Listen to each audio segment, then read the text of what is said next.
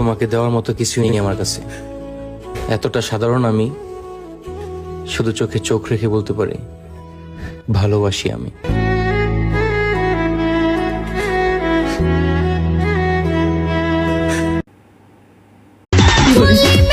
Girlfriend ছাড়া এতিম ছেলেগুলো কই, আমি একজনের দায়িত্ব নিতে চাই।